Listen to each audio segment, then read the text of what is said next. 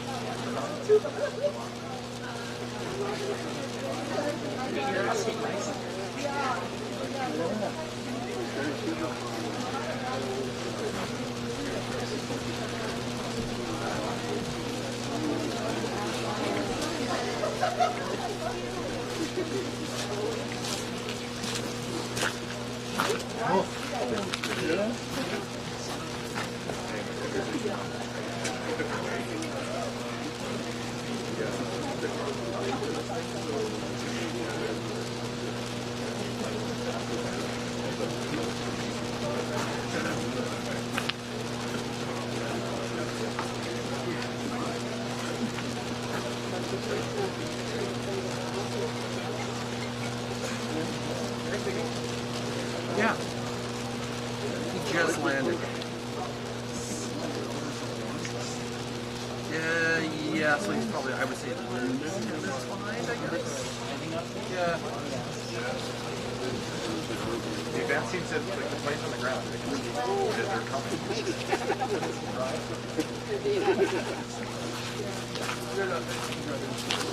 Yeah, I wouldn't say right, but it's coming. Yeah,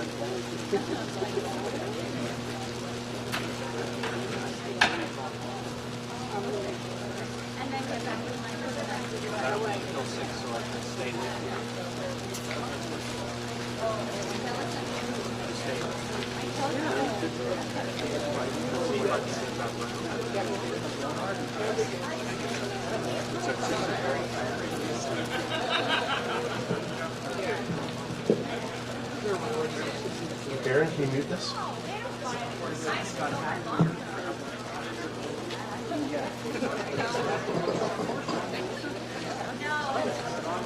Aaron, can you mute this?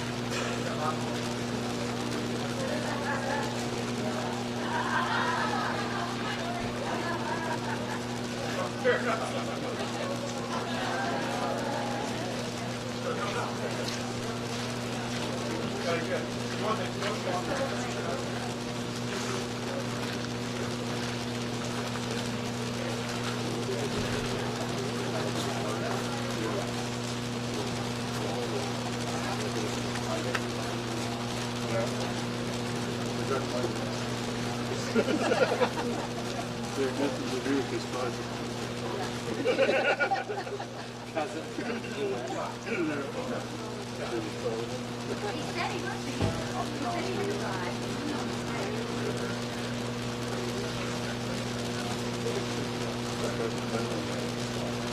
It starts dropping things.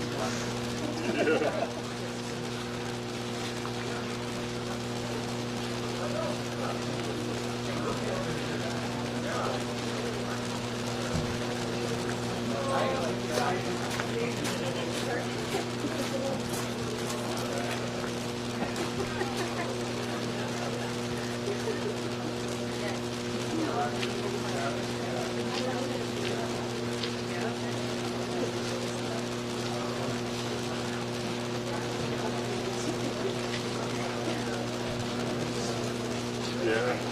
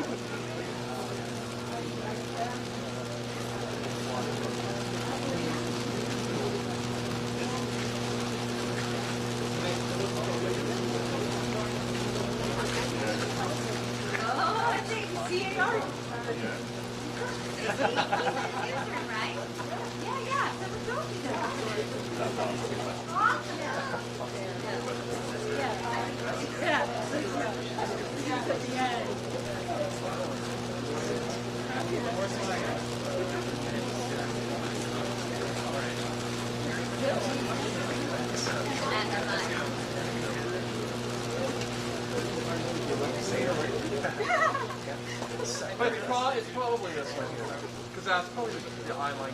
I guess either way, eye line one. Oh no, you know what?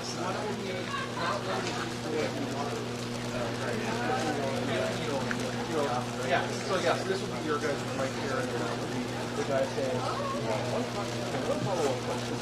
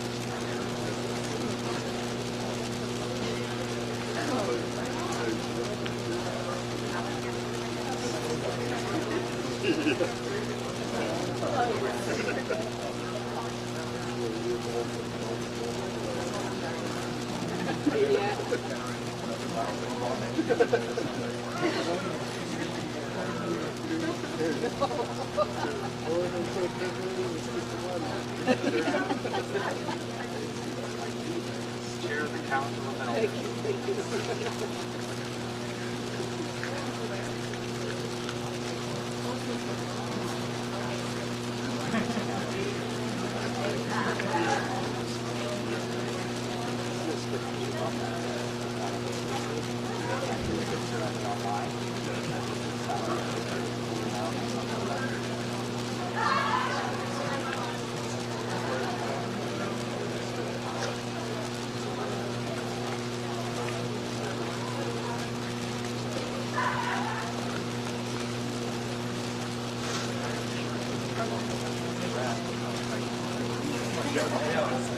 Are you kidding or are you filing?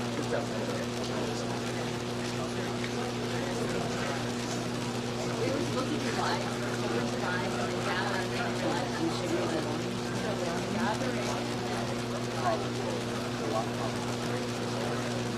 No, it is.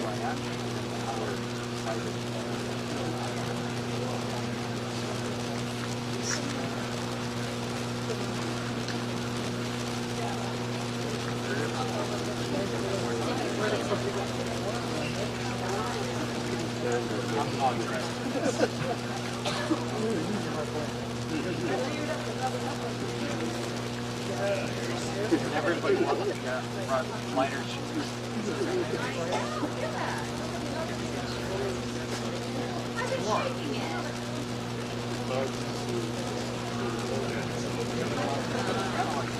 Well, I had it was in my purse, and I had bought some stores for hungry.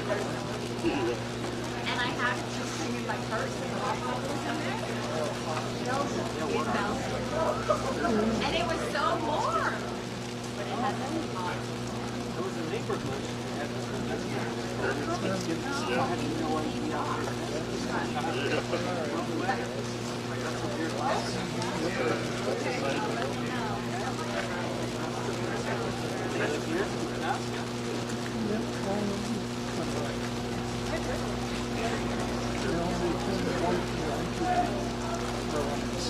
I just wrote in the Carney. Yeah. I'm not on the list.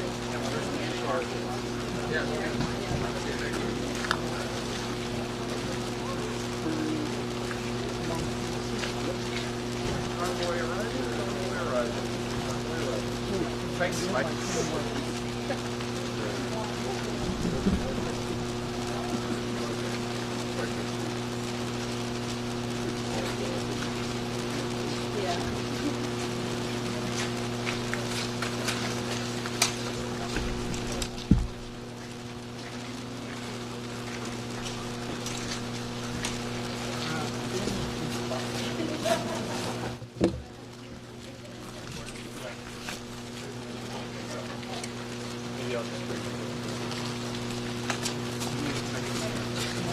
Yeah, I think he's going to camera guy standing there, though. Just so you know. Well, I'm not going to stand. Okay. Okay. I think he's just getting B-roll right now.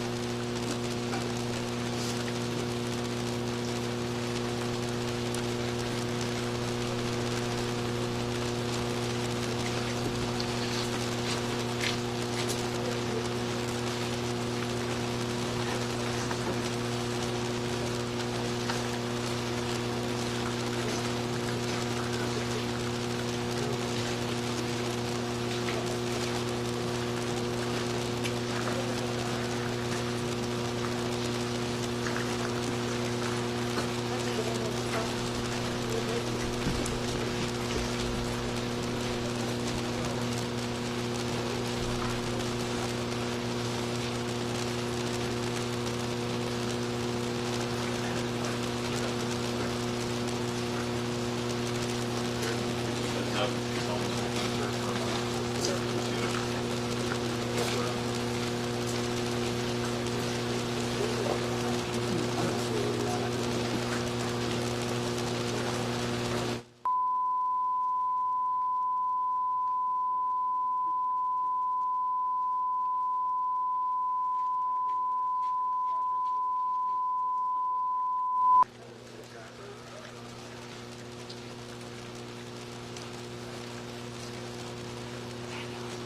you ready?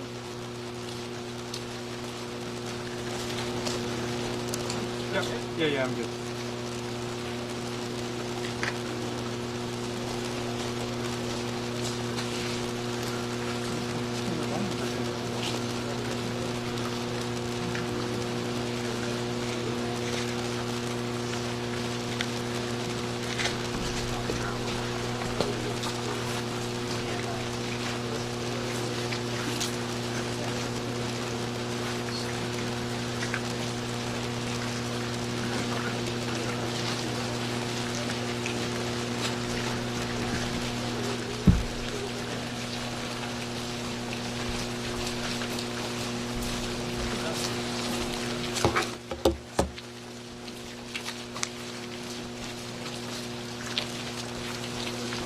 You were first up.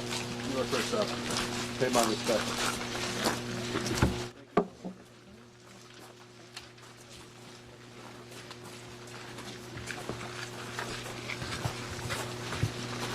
Okay. Oh, well, I'm good to go. You are you're good to go. I'm on the yes here. Sebaslaskan, which is Smolyak, which translates to the cedar mat has been laid, and you are welcome in my house. I would like to acknowledge that Terrace sits on the traditional territory of the Tsimshian people, the Kitsilus and the Kitsimkalim. Canada, welcome to Northwest BC, and Terrace specifically. Terrace is the epicenter for all the major projects in Northwest BC. If it's LNG Canada, Cedar LNG, Silisms LNG, Bruce Jack Mine, Red Chris Mine, all the other mining projects that are going on in the Tahltan Nation and the Golden Triangle, the Port of Prince Rupert and all the projects that are going on in Rupert as well. We are ready to work together to build a strong Canada. It is now my great privilege to introduce someone whose leadership and vision has inspired confidence both here and across the country. So on behalf of the City of Terrace, Northwest BC, I would like to welcome the Prime Minister of Canada, the Right Honourable Mark Carney. We appreciate you taking the time to travel here, and welcome to Terrace. Tuiksuk Noon.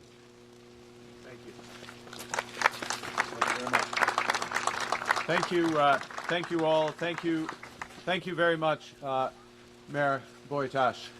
Good morning. Bonjour. Bonjour tout le monde. It is a great pleasure to be here in beautiful BC, beautiful Terrace this morning, to be joined as well by Minister Robertson and to be joined by the CEO of the Major Projects Office, Dawn Farrell. I'd like to acknowledge the representatives of the Gitzilas First Nation, the Kitsukalim First Nations, and recognize that we are here on the traditional territory of the Tsimshian people. I'd like to acknowledge other representatives of other First Nations communities who've gathered with us today and whom we honor. The reason for this meeting is to announce the second group, the second tranche of major projects that will be referred to what's known as the Major Projects Office. Let me talk a bit about those projects and what they're here for. They're here to reinforce our nation. They are part of nation-building strategies to transform our economies, but to build all nations, to build Canada and to build First Nations. They are strategies that will make our country more independent, more inclusive, more sustainable, and yes, more prosperous. Parce que nous sommes dans une situation où le monde évolue rapidement. Les changements technologiques s'accélèrent. La transition axée sur l'énergie verte gagne rapidement de terrain et transforme la demande mondiale en ressources. Et les États-Unis, ont fondamentalement changé leur approche au commerce, ce qui menace des emplois et plonge les entreprises canadiennes dans un climat d'incertitude. We're in a situation because of all these changes in the world that many of our historic strengths, based on close ties with the United States, have become our vulnerabilities. We just released a budget last week. And in that budget, we estimate that the U.S. tariffs and the associated uncertainty that they're causing will cost the Canadian people about 1.8% of our GDP. Now, let me translate that into real numbers. That's about $50 billion lost from our economy. It's the equivalent of $1,300 for every woman, man, and child in this country. That's because the world, U.S., changing rapidly. And so we must change our strategy dramatically. And we're doing that by drawing on our legacy as builders, a legacy forged for long by the people of British Columbia. Throughout our history, Canadians have built major projects that define our landscape and underwrite our prosperity. Projects like the railway that united the Maritimes around the time of Confederation. Projects like the Canadian Pacific Railway that helped bring British Columbia into Confederation. The Trans-Canada Highway that linked our nation. The St. Lawrence Seaway that has opened up new markets in the East for over $1 trillion of cargo and counting. We used to build in this country, and we are building our nation again. One of the first things that Canada's new government did was to pass something called the Building Canada Act. That was back in June. And this law changes the government's approach to building major projects from why to how. Those projects are projects that strengthen Canada's autonomy, our independence, strengthen our resilience, strengthen our security. They're projects that provide major economic benefits to Canadians, ones that have a high likelihood of success. Crucially, they are projects that advance the interests of Indigenous peoples. And they have to be projects that contribute to sustainable, clean growth. And the Major Projects Office is helping to build Canada smarter and quicker, fast-tracking infrastructure that we need to unlock our country's immense resources and potential. And in this way, we'll build our communities, grow new businesses, and create tens of thousands of new careers in sustainable industries. Back in September, in Edmonton, we referred projects that represent more than $60 billion in investment. And today, we're going to announce some projects that will double that impact. The budget that I referenced a moment ago, the budget of last week, reinforces our mission to build Canada strong. It's our plan so that Canadians take full control of our future.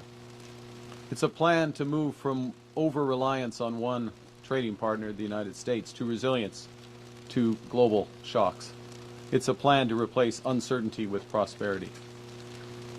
Nous prenons notre avenir en main en bâtissant une seule économie canadienne qui sera propulsée par de nouvelles infrastructures afin de relier nos régions, de diversifier nos marchés, de ramener les logements à des coûts abordables et de protéger nos communautés. Au cours des 5 prochaines années, nous allons réaliser 1 000 milliards de dollars en investissement. À lui seul, le total de cet investissement suffira à augmenter notre PIB de plus de 3,5%, soit 3 500 dollars par chaque travailleur canadien. In other words, these projects that we're catalyzing, $1 trillion of investment in total over the next 5 years. That's $3,500 for every Canadian worker, twice what the Americans are taking away.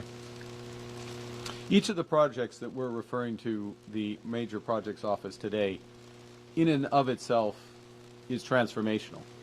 But the bigger point is that their impacts will be amplified by being part of bigger national strategies to boost Canada's competitiveness, including to realize our country's full potential as an energy superpower. by creating new trade and economic corridors that diversify our economy.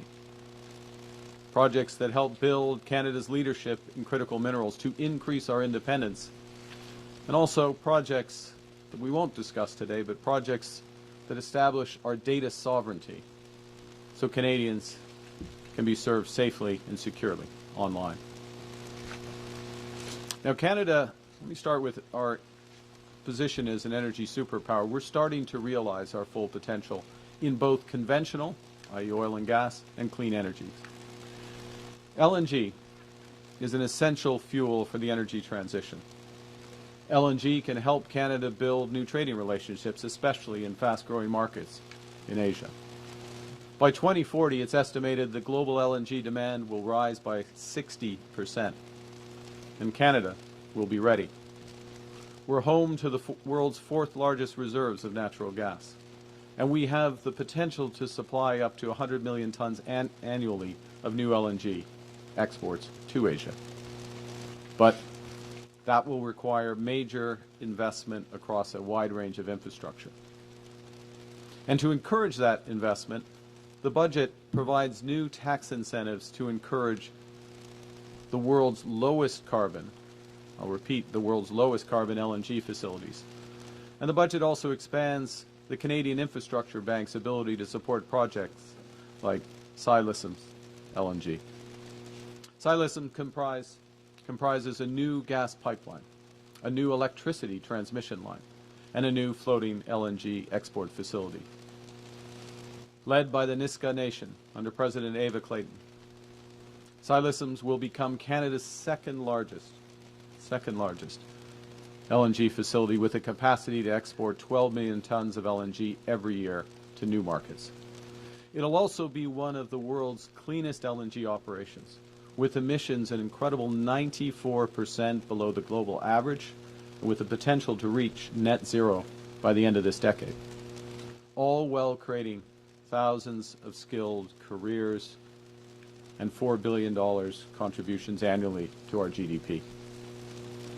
The federal government has been working closely with the province of British Columbia in the development of this project, most notably through a one project, one review environmental assessment process and associated consultations led by the province.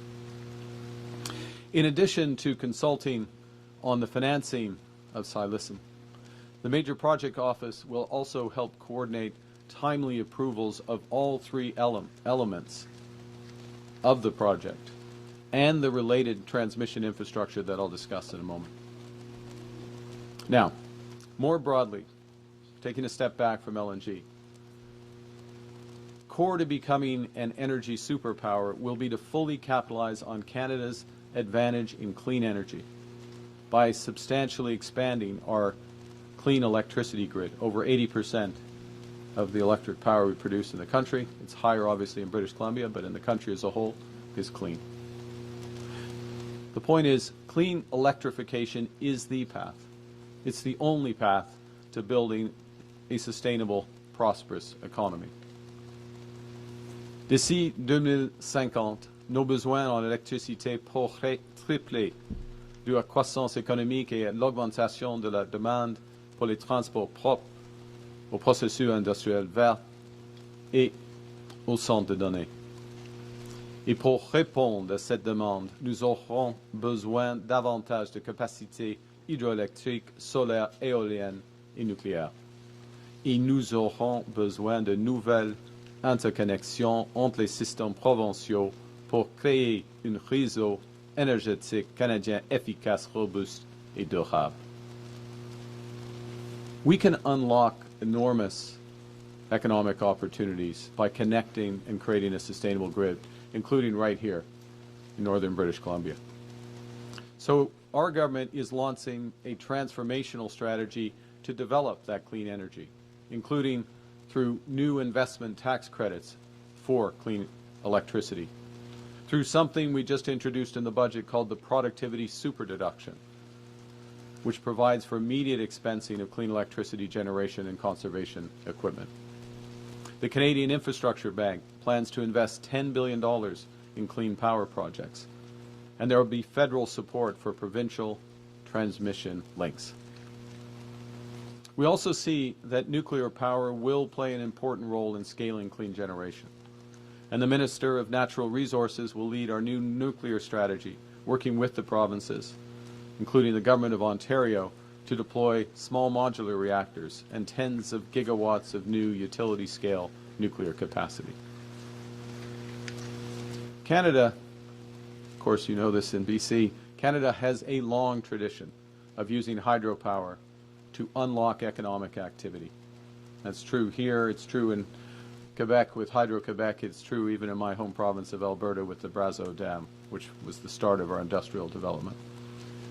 In that spirit, today we're referring the Iqaluit Nuqiqsut hydro project to the Major Projects Office. This is a breakthrough. This is a breakthrough for Arctic sovereignty and sustainability. It will be a 100% Inuit-owned hydro energy project. It will save $1.9 billion in diesel costs over the next 50 years while providing affordable, reliable, emissions-free power in the Arctic. Now that's elements of the energy superpower strategy. The second strategy is to develop new trade and economic corridors that help us diversify our markets and build our independence. And this is the potential of the Northwest Critical Conservation Corridor that we're also referring today to the Major Projects Office. The Northwest Corridor has extraordinary potential to unlock critical minerals development, clean power transmission, all under Indigenous leadership. We're talking tens of billions of dollars of investments, and in parallel, creating a new conservation area the size of Greece. The corridor involves building new transmission lines, upgrading highways, installing fiber and cell towers, and investing in communities, ports, and railways. By doing so, we'll strengthen our position as a global leader in clean energy and a leader in critical minerals. Now, what's crucial for this is the North Coast transmission line, one of the reasons we're here at BC Hydro. It's required to unlock this potential. And to help get it going, the Canada Infrastructure Bank is today announcing a loan of $140 million to BC Hydro. The North Coast transmission line will enable transformative industrial projects, including silicium, LNG, as well as multiple critical minerals developments in the Golden Triangle. The transmission line alone has the potential to create $10 billion in new economic activity in this area, while reducing emissions by up to 3 million tons annually. But more broadly, the Northwest Transmission Line will anchor clean energy industrial corridor for generations. And it has the potential to be connected with the Yukon through the Yukon-BC Grid Connect that will increase the Yukon's energy security and affordability, as well as there's the potential for an interconnect with Alberta to optimize reliability and sustainability in that province. Now, with respect to critical minerals, by 2050, global demand for those minerals is expected to increase fivefold, 5 times. The problem is, at present, the supply of those resources is highly concentrated in one country, and it's very risky. What the world wants is Canada to be the reliable supplier of critical minerals as the world moves to building a more sustainable economy. We're already amongst the top 5 global producers for 10 different critical minerals, and we hold rich geological endowment of all 34.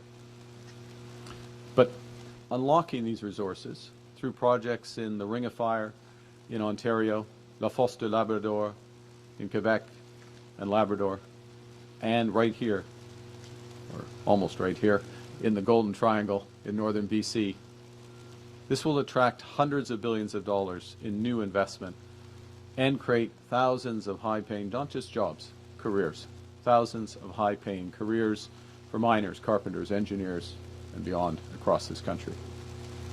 The federal government is committed that these opportunities are realized in full partnership, including with equity ownership with First Nations communities. The Ring of Fire alone, give an example, in Ontario, has the potential to add over $22 billion to Canada's GDP over 30 years, while advancing growth in partnership with local Indigenous communities. So we put together a critical minerals strategy that will encourage exploration, accelerate project development, support essential infrastructure from the first mile to the mines and the processing facilities to new trade corridors and ports that open up global markets.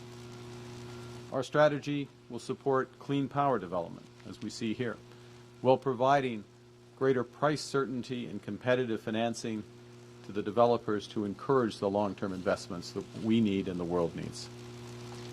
La semaine passée, le ministre des Ressources naturelles a annoncé 26 nouveaux investissements, partenariats et mesures visant à mettre en œuvre des projets de minéraux critiques pour que de 6 milliards de dollars.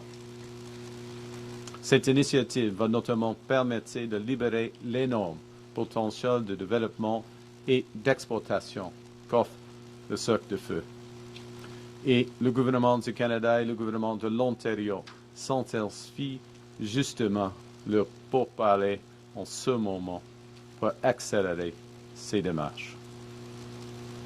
The budget makes major investments to advance critical minerals projects, including a $2 billion critical minerals sovereign fund for those projects and a $1.5 billion first and last mile fund for related infrastructure, as well as expanded tax credits for investments. So here in the Golden Triangle, you can see where those applications would come once we build the transmission.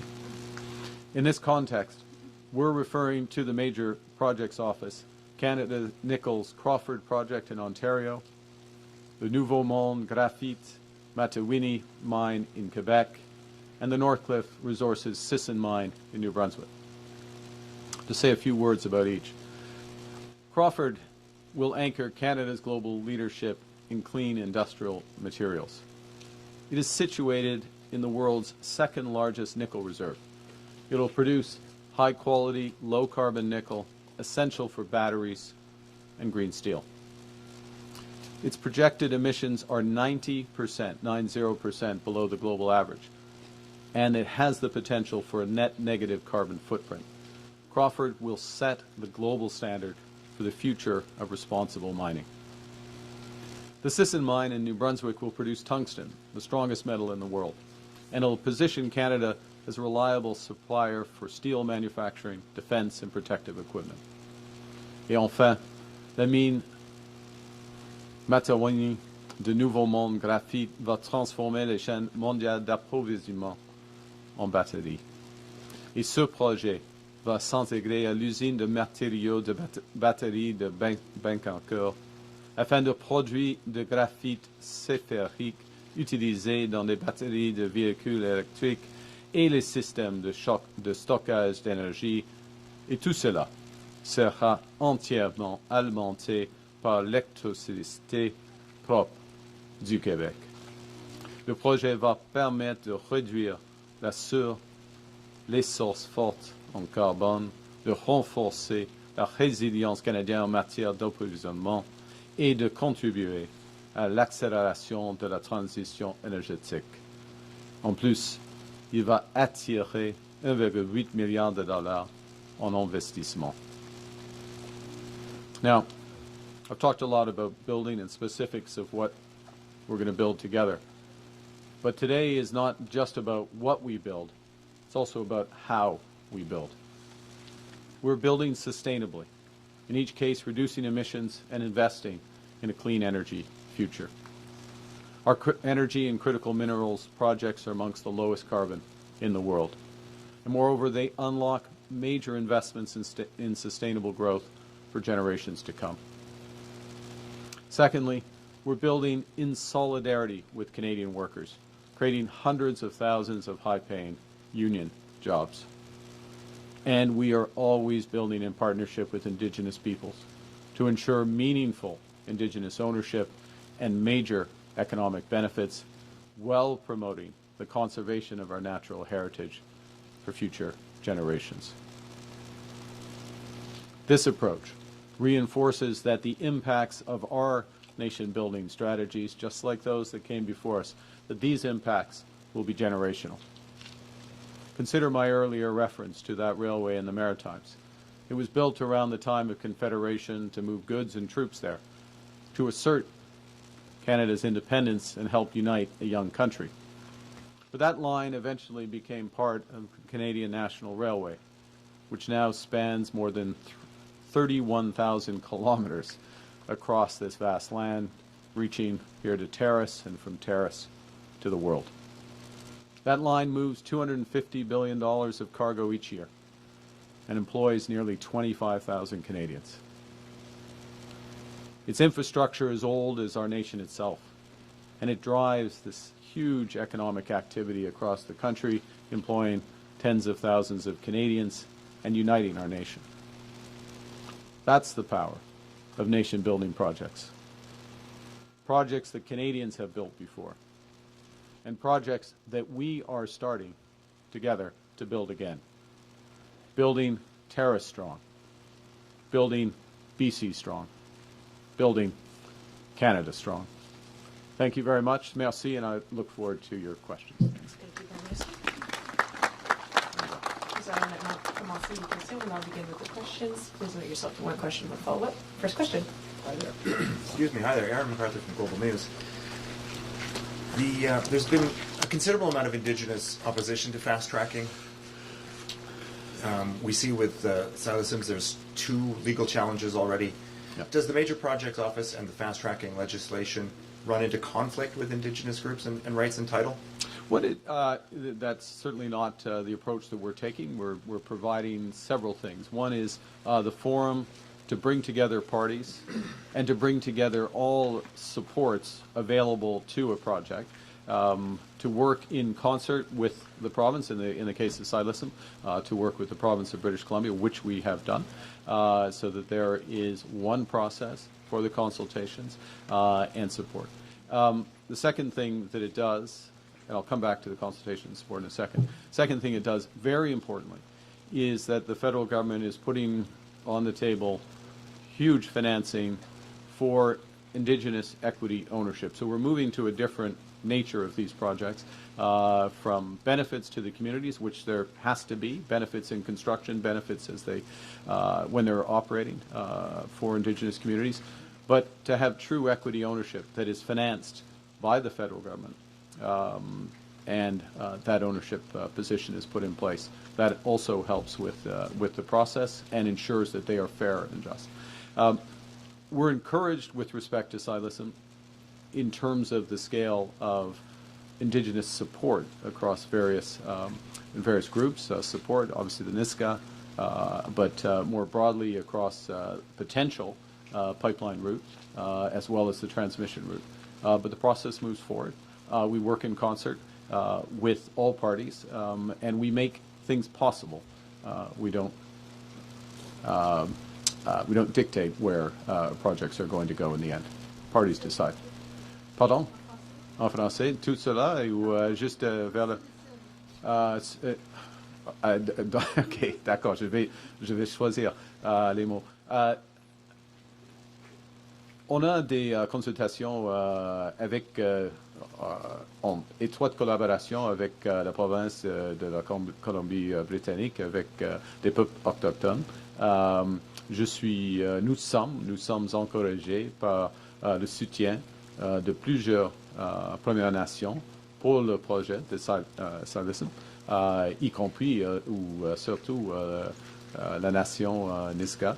Et nous pouvons et nous allons plus fortement, nous allons fournir le financement pour les positions de ownership des Premières Nations dans le projet. Mais c'est un processus, et c'est une consultation, et ça va dérouler comme cela. D'accord? I do have a follow-up, yes. Can you talk about specifics of how the MPO will move projects forward? I looked at the Crawford Nickel project, for example. It's 3 years into its approval process.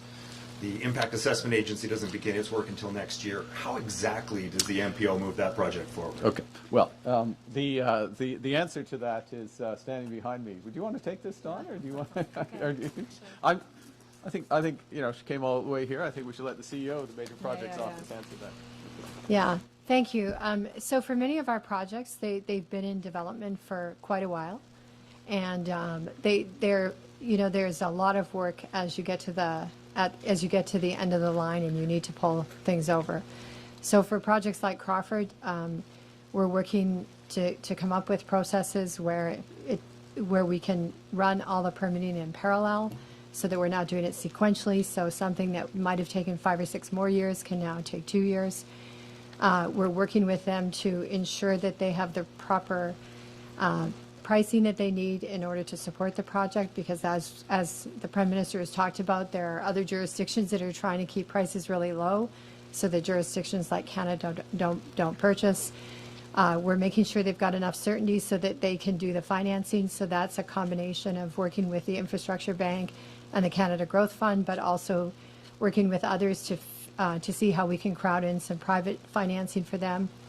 And then the tough stuff is to ensure that when they get into the construction component of it, that we work with our labor group to make sure there's availability of labor, that there are kinds of, there's the way that the permitting happens during construction works in a very slick and efficient way, so that we can do the construction and build the projects in the time frame they should be built in without cutting corners. You can't cut corners, but there's a lot of efficiencies that can be gained so that those projects can then, deliver their operational capacity within a shorter time frame. So our job is all about making sure that people get across the line, get everything they need to get built on time and on budget, and ensure that Canadians have competitive mines, competitive pipelines, competitive LNG facilities, because the world only pays a certain price for our goods, and we need to meet them at those prices. Next question, question 6. Hey there, Andrew Johnson with CTV National News. Prime Minister, where do negotiations stand with Alberta on the so-called grand bargain? Premier Danielle Smith was hoping to achieve a deal by the Grey Cup on new energy projects. Is that going to happen? We call it a memorandum of understanding, as does the Premier. Those discussions are going well. I'm personally encouraged by the progress that we're making. There's a few more issues that we're working on ironing out, and looking forward to that progress over the course of the coming weeks. This is a very important process for the province, for the country. It's related in many respects to what we're talking about today in terms of some aspects of this are for major investments that will help build Alberta strong, build Canada strong, make us more independent and more prosperous. We want to make sure we're doing it right. I will reference one thing, if I could just bring it back, and then I'll hand it back to you for your follow-up. In terms of, because we're here talking about the Major Projects Office and these big projects, one of the first bits of work that the Major Projects Office is very much engaged in is around the Pathways project and major carbon capture and storage.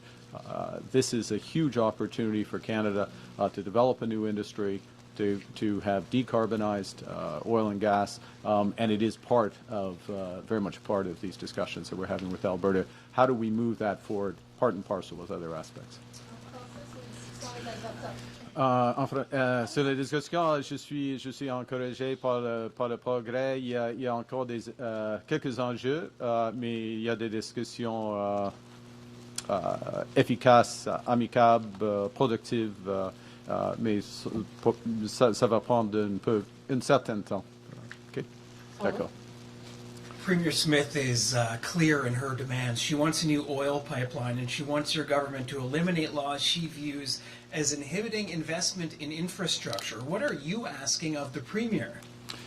We're many things, and as I say, it's a productive discussion, meeting minds. We're looking for a major investment that puts, amongst other things, Alberta puts the industry, puts the country in a position for the energy future. And the future of energy, clean and conventional, is low risk. Canada's low risk. It's low cost, and it's low carbon. And you look again at the Silicem as an example. Top decile, one of the most environmentally sustainable LNG projects. Rightly proud of that. With respect to the emissions intensity of oil and gas, the intention is to get that down substantially. That has been falling. We have the opportunity to do that. And we need to do that in concert, as well as in concert. I'll say one other thing, and we'll pass on, is making our industrial carbon markets, the tier market in Alberta, work more effectively. And that's an important element for future investment certainty going forward. Thank you. Thank you. Next question. I'll take this one. Caroline Bargu with CBC News. My question is similar to my colleague Aaron's question. 2 months ago you announced the initial batch of major projects. How has being on that list helped those projects move along? Yeah. Okay. So, and I'm there'll be a bit of overlap with, not surprising, with what Don Farrell said. Part of it is moving in parallel as opposed to moving sequentially. I mean, part of the reason why a number of projects in the past have taken a decade or so before a decision is made whether to move forward. There's a term, as I'm sure you know, in building final investment decision. Well, you don't take the final investment decision of whether to put shovels in the ground, metaphorically or physically, until you know whether you've got the regulatory approvals, some idea of what the financing terms are going to be, who's going to buy potentially the product, those aspects.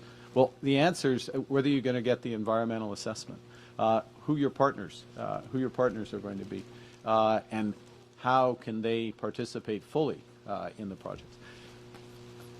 What being part of the this process is, from the federal government's perspective, is to move our contributions to all of those aspects, to speed them up, to move them in parallel, with provincial governments. I'll give you another example, which is that too often, historically, you'd have a provincial approval process, and then the federal approval process would start. But different federal departments would start their approval processes at different times and not take into account what others were doing. So with respect to the projects that have come over, we're moving much faster. We're moving in parallel. There's a window, a single window for the people who are working on these projects to see all of the financing support. There's a single window for Indigenous peoples working with the federal government.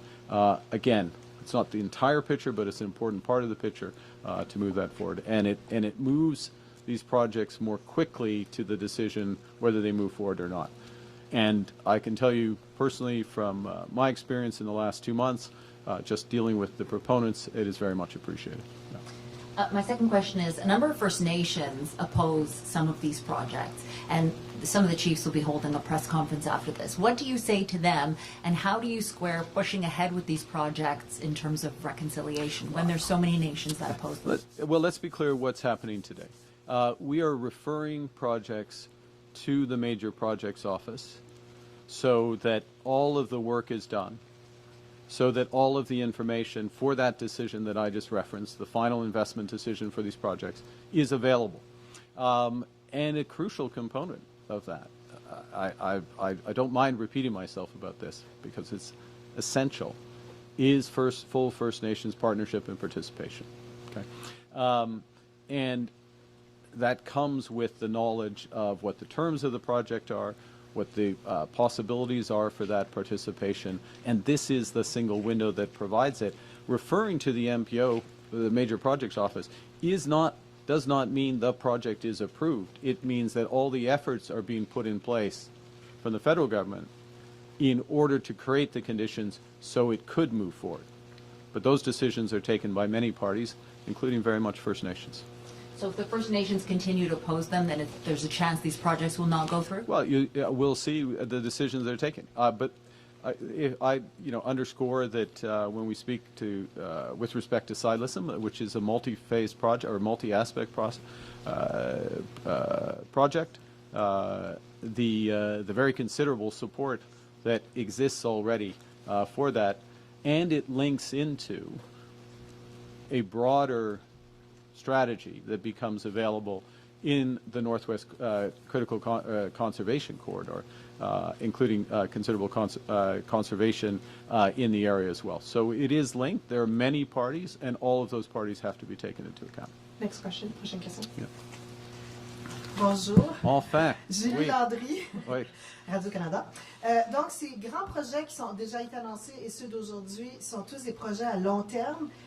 À partir de quand on va voir les retombées économiques de ces projets-là? C'est une bonne question. Alors, en ce qui concerne la stratégie économique du gouvernement du Canada, il faut, si on cherche des retombées, des impacts immédiats, des impacts actuels, c'était le cas avec la réduction des impôts pour 22 millions de Canadiens. Chaque Canadien et Canadien qui paie les impôts du Canada a reçu, ou sont en train de recevoir, une réduction de leurs impôts. Première chose.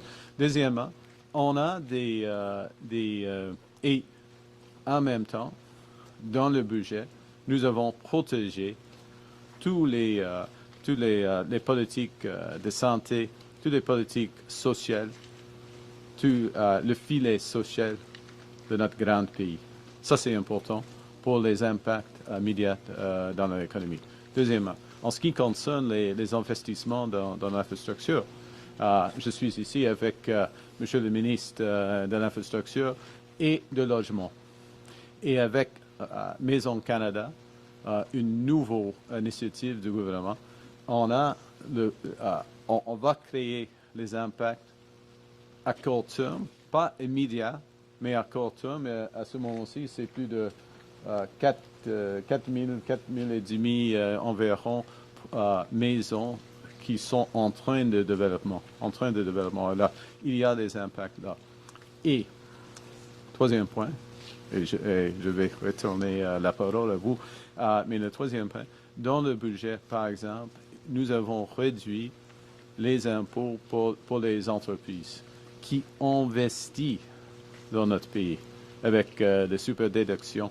Et nous sommes dans une position maintenant où, pour les investissements, les vrais investissements dans le Canada, l'impôt sur les investissements est presque 5 points plus bas au Canada par rapport aux États-Unis. C'est un grand moment d'investir ici au Canada. Et à cause de cela, il y aura des retombées ici au Canada à court terme. Mais les grands projets, oui, vous avez raison. Les grands projets, ils sont des grands projets pour une raison. Ils sont des grands projets à moyen et long terme. OK? Oui. Et la deuxième question, quand vous choisissez ces projets, il y a des gagnants et des perdants. Les provinces ne s'entendent pas nécessairement toutes sur leur vision par rapport à ces projets-là ou de la façon de faire. Comment vous êtes capable de faire plaisir à tout le monde comme premier ministre canadien? Oh, nous avons... c'est une grande question, là. Il y a plusieurs opportunités à travers le pays. Plusieurs opportunités à travers le pays. Et ça, c'est seulement le deuxième chapitre de ce processus. Il y aura d'autres projets. Il y a plusieurs projets qui ne sont pas assez près à ce moment-ci, mais ils vont arriver, je suis sûr. Merci. I should ask in English, please. We'll get through the other ones. They don't seem that interested in my response. Okay, Madame. Hello, my name is Helena Sante. I report with CFTK TV News here in Terrace. I have two questions separately, but I feel like my first question has been asked already. Northern communities often say federal promises take too long to turn into action. How will this visit translate into tangible results for people living here? Yeah, that's a very important question. So I think several things. One is that the value, and we talked a bit about this a second ago, but part of the value of this referral is for those who are have done a tremendous amount of hard work in getting a project like Silicem to this point, to have greater confidence that it's going to proceed. Okay. Or with respect to the transmission line, greater confidence that it's going to proceed. That in and of itself creates more activity, first point. Secondly, what we're doing is the federal government is providing considerable financing for the further preparation of these projects. So I referenced a $140 million Canada Infrastructure Bank loan as one example.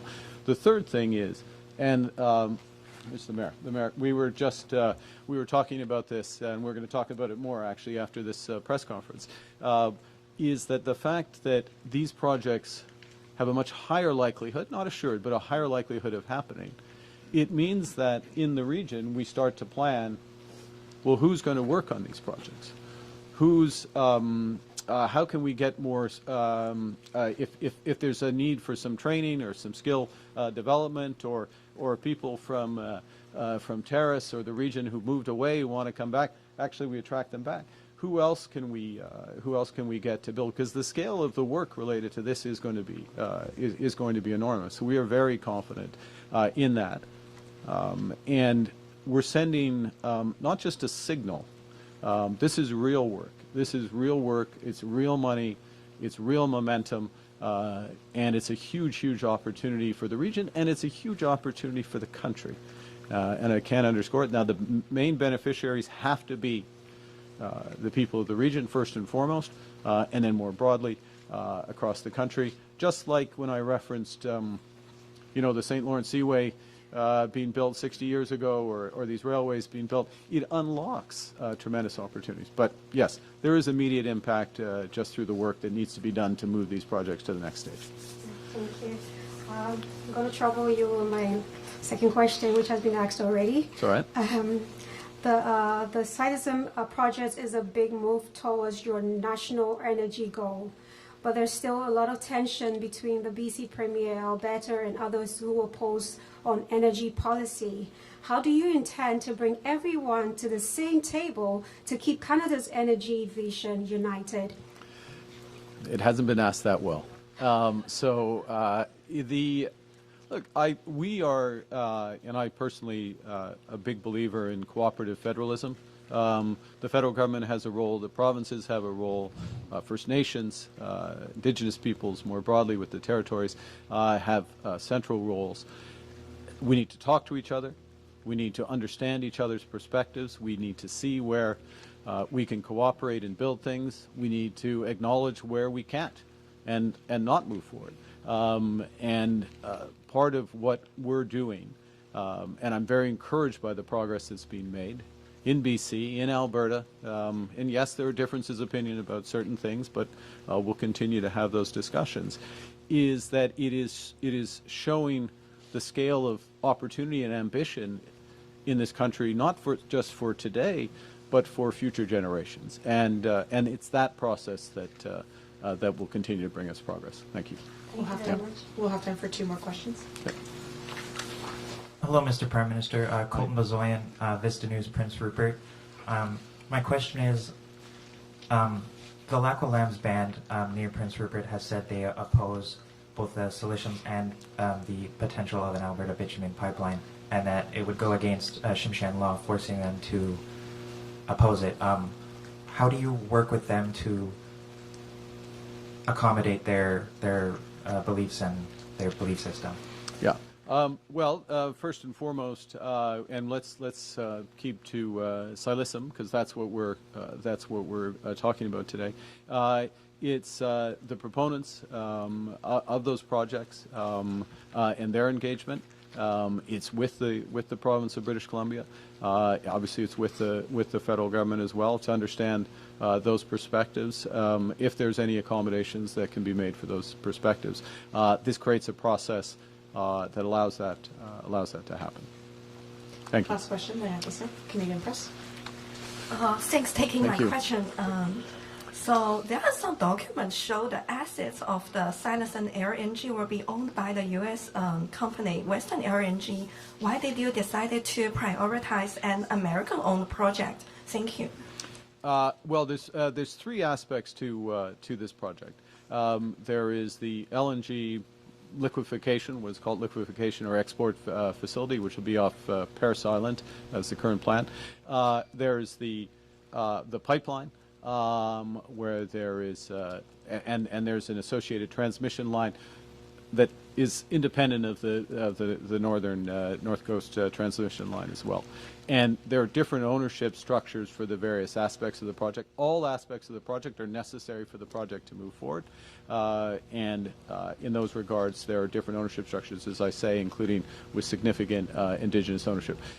And there is support that because they're connected, there is support. It's not universal, but there is support for the project. There is also, I'll just underscore, there are always also opportunities for adjustments for ownership structures if that is appropriate, and the federal government stands ready to facilitate those if that's appropriate. Thank you. Thank you so much. Can we have the last question? Sure. Just sorry. Yeah. Yeah. Sorry. Thanks.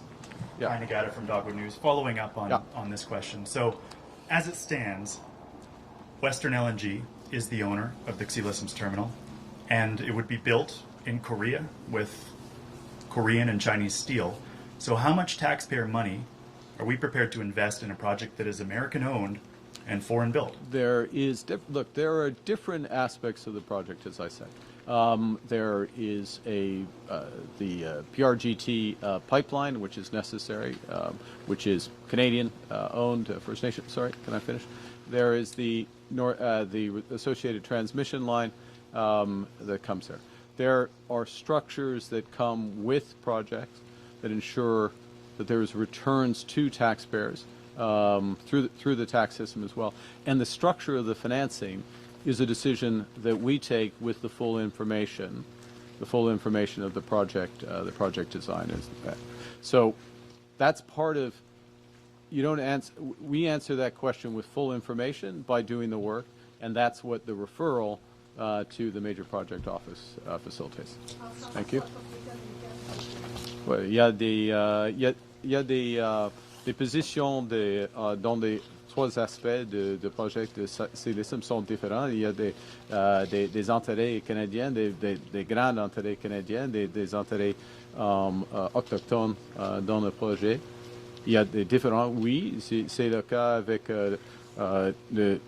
l'usine en effet de liquéfaction, mais en ce qui concerne la transmission, l'oléoduc, il y a divers intérêts et nous devons prendre la décision sur le soutien ou l'approbation, surtout l'approbation du projet dans l'ensemble des intérêts du projet et les intérêts surtout pour le Canada. And just to be clear, the first objective, the first principle of these projects is it's in the interests of Canada. The interests of Canada making us stronger, making us more independent, the interests of Indigenous peoples, the interest of building a more sustainable society. We're in a position here, I mean, I wanted to come here because this, the scale of and the breadth of the opportunity in northern British Columbia is immense if we work together to help unlock it. Not every aspect, not every project, not every mine will go forward because people have to be behind them and they have to be the right ones. But by unlocking transmission, clean power, by unlocking the last mile to some of these mines, and by conserving a huge area of this province, we can create a balance that is not just in the interest of this generation, but many generations to come. That's what we're discussing. That's what the project office is going to review, and we'll take the decision with full information together. Thank you very much. Merci beaucoup. Thank you. This was another press conference. This is Samantha Conference.